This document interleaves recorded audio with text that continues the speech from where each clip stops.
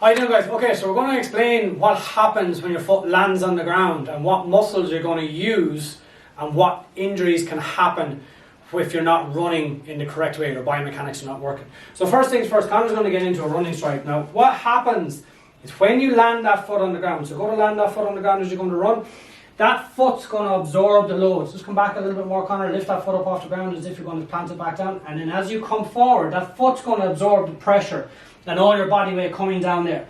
If that foot isn't strong enough, then what's going to happen is that knee is going to take too much load, because the next step is when that knee comes forward into that position, it has to contend with all your body weight again coming down onto it. The next step is what happens is this hip comes through onto this position, so all your body weight is kind of in a direct axis down on that foot. Now, as it comes forward, your torso moves and your hip has to control the weight of it coming forward or backwards.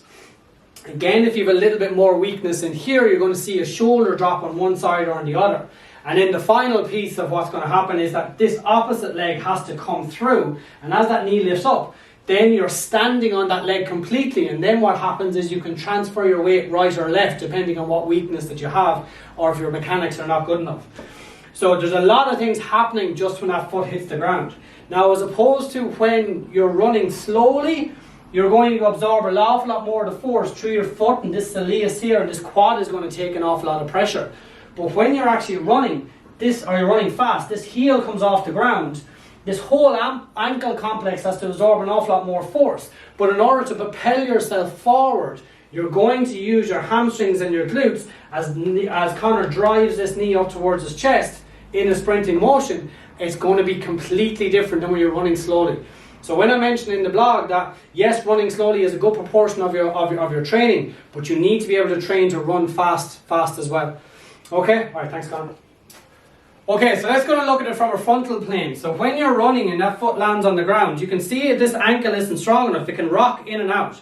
Now, when the ankle rocks in, it's going to have a direct effect on what that knee is going to be able to do. Now, some people might have a weak ankle, but they might have a strong hip.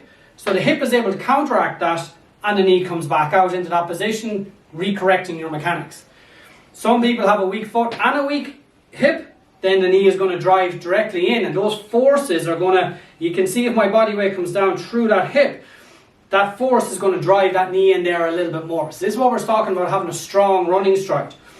Now, if that ankle isn't weak enough, is too weak, the knee drops in, the hip may counteract if it's strong enough, or if not, the knee's going to drive in, you're going to get a little bit of pain. Now, if the ankle is strong enough and these quads aren't strong enough, that knee is going to shoot forward. You're going to feel yourself dip into that position because that quad isn't able to absorb that force as it loads down into that position.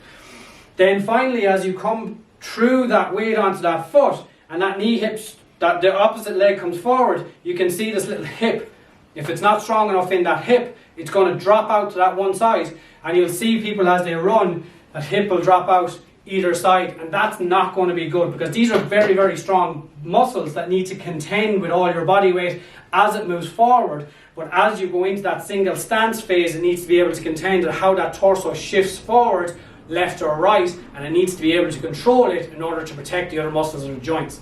So if you're not strong, a foot's going to drop into that side. Now this is completely exaggerated, but you're going to see what kind of happens and how the mechanics change, as opposed to being really strong in that position where those legs are able to contend with the translation of that torso going forward or going left and right. And you'll see it with a lot of runners as well, is that you'll see their shoulder height will change as they're running, and they won't run quite tall. They might dip onto one side, or as they start to get tired, then that plod starts to happen and you're not as springy. We want people like a gazelle where they're able to bounce along down the roads.